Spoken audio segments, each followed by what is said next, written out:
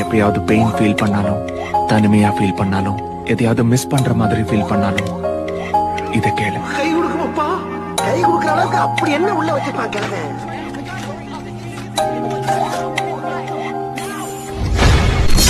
காட்டில் தனிமை வந்ததே